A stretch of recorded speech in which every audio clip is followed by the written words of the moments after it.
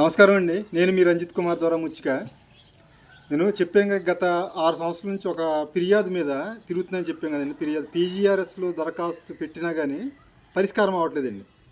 దీనికి ఏదో ఒకటి కంక్లూజన్ చేయాలి కాబట్టి ముగింపు పలకాలని చెప్పి నేను ఒక నిర్ణయానికి వచ్చేయండి. అది ఏంటంటే, ఫస్ట్ పాయింట్ ఏంటంటే, అసలు ఈ పీజీఆర్ఎస్ గ్రీవెన్స్ అనేది రద్దు చేయాలండి. ఎందుకండి పీజీఆర్ఎస్లో పెట్టిన దరఖాస్తులు పరిష్కారం అవ్వట్లే. ఒకవేళ పీజీఆర్ఎస్లో జిల్లా కలెక్టర్ గారికి పెట్టినా కింద స్థాయి అధికారులు పరిష్కారం చేయట్లే. ఒకవేళ ఇచ్చేసినా తప్పుడు ఎండార్స్మెంట్లు ఇస్తున్నారు. మేము ఏ విధంగా తప్పుడు ఎండార్స్మెంట్లు ఇస్తున్నారని అధికారుల మీద ఫిర్యాదు చేసినా అధికారుల మీద కూడా తీసుకోవట్లే. తప్పుడు వ్యక్తుల మీద చర్యలు తీసుకోవట్లేదు, తప్పుడు వ్యక్తులను సమర్థించే అధికారులపైన కూడా చర్యలు తీసుకోవట్లేదు. ఇంకా పీజీఆర్ఎస్ అనేది అర్థమే లేదండి అసలు. ఈ విషయం మీద మేము మన రాష్ట్ర ముఖ్యమంత్రి నారా చంద్రబాబు నాయుడు గారికి, ఉప ముఖ్యమంత్రి పవన్ కళ్యాణ్ గారికి, అలాగే నారా లోకేష్ గారికి కూడా ఒక ఉత్తరం, అది లెటర్ రాయాలని, మన నిరసన తెలియజేయాలని అనుకుంటున్నామండి. ఈ పీజీఆర్ఎస్ అనేది ఇలా భ్రష్టు పడిపోతుంది. తీసేస్తే నెయ్యమండి. ఇంకా మామూలు దరఖాస్తులు కన్నా పీజీఆర్ఎస్ రెండు ఒకటే అయిపోతుందండి. పీజీఆర్ఎస్ ఏదో అడవిడి చేస్తున్నారు తప్ప, జిల్లా కలెక్టర్ గారు అన్నారు సత్వరమే న్యాయం చేయాలి, పీజీఆర్ఎస్ పరిష్కరించాలంటున్నారు కాబట్టి, కానీ పరిష్కారం అవ్వట్లే. కాబట్టి పీజీఆర్ఎస్ అనే కార్యక్రమాన్ని రద్దు చేయాలని చెప్పి మా ఫస్ట్ డిమాండ్ అండి. రెండోది ఏంటంటే, మేము ఈ ఫిర్యాదు ఇక్కడితో ముగింపు పలకాలంటున్నాం కదండి, అది మేము ఆమరణ నిరాహార దీక్ష చేయాలని చెప్పి ఒక నిర్ణయానికి వచ్చామండి. ఎందుకంటే ఈ తప్పుడు వ్యక్తులు అన్ని ఆధారాలు ఉన్నాయండి, తప్పుడు వ్యక్తులు ఇది అని చెప్పి.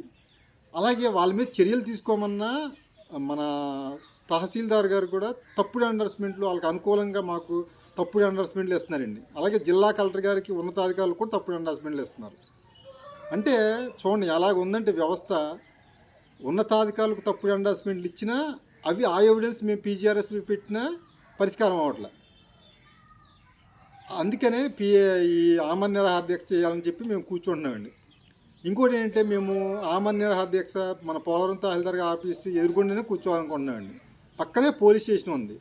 మేము కానీ నిరాధారమైన ఆరోపణలు, అంటే ఎటువంటి ఆధారం లేకుండా నిరాధారమైన ఆరోపణలు చేస్తే వాళ్ళ మీద వ్యక్తిగతంగా పక్కనే పోలీస్ స్టేషన్, మన ఎస్ఐ గారి ఆఫీసు, అలాగే సిఐ గారి ఆఫీస్ ఉందండి. పోలవరంలో డిఎస్పీ గారి ఆఫీస్ ఉంది. మా మీద చట్టరీత్యా చర్యలు తీసుకోవచ్చండి.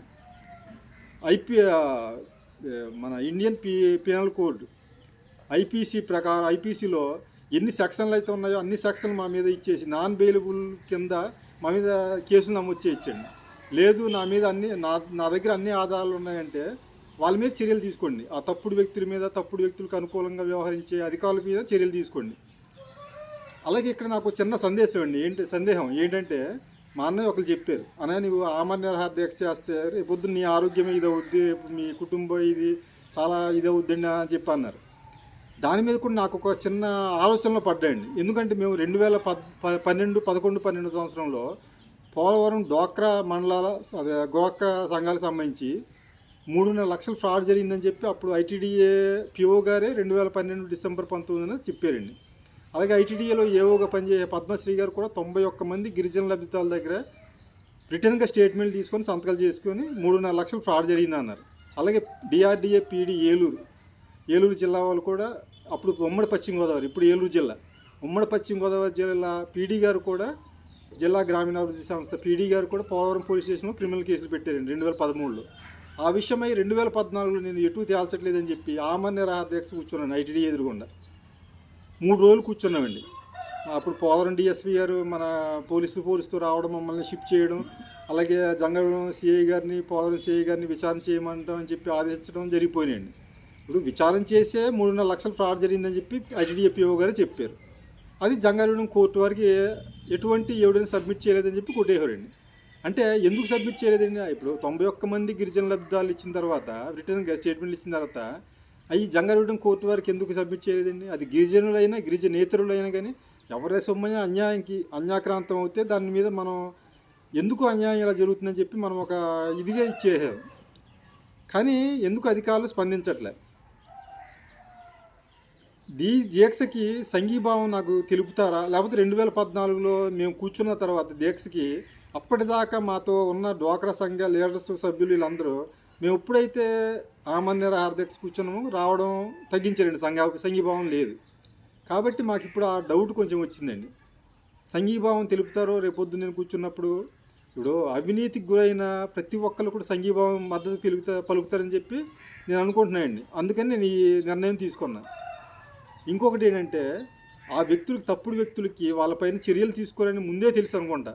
నాకు ఇప్పుడిప్పుడే తెలుస్తుంది. ఎందుకంటే గత 6 సంవత్సరాల నుంచి తిరిగి అధికారుల చుట్టూ నేను ఇంకా విసిగి వేసారిపోయానండి. కానీ ఆ విషయం ఆ వ్యక్తులకి అప్పుడే తెలిసండి. ఇంకా అధికారుల వల్ల ఏమవుదు అని చెప్పి.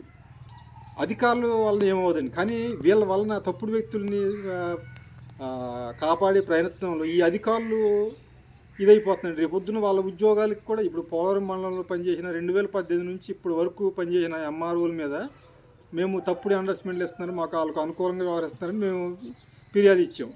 ఆ ముగ్గురు ఎంఆర్ఓలు ఇదవుతారు.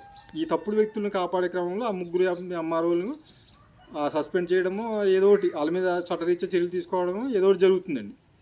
కాబట్టి నేను ఈ వీడియో ద్వారా ఏంటంటే రేపొద్దున్న నేను ఆమరణ నిరాహార దీక్ష కూర్చుంటున్నాను. అలాగే నేను ఈ విషయం గతంలో ఐటీడీఏ పిఓ కోటరాజపురం వరకు కూడా దరఖాస్తు పెట్టాను, ఇలాగ చేస్తానని చెప్పి.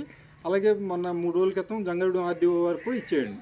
అలాగే పోలవరం పోలీసు వరకు కూడా ఇస్తాయండి. నేను త్వరలో ఆమరణ నిరాహార దీక్ష చేస్తానండి. అలాగే పీజీఆర్ఎస్ కార్యక్రమాన్ని కూడా రద్దు చేయాలని చెప్పి మన ముఖ్యమంత్రి గారికి, ఉప ముఖ్యమంత్రి గారికి, నారా లోకేష్ గారికి ఉత్తరం రాస్తానని కోరుకుంటూ ఈ వీడియో చేస్తాను. నమస్కారం.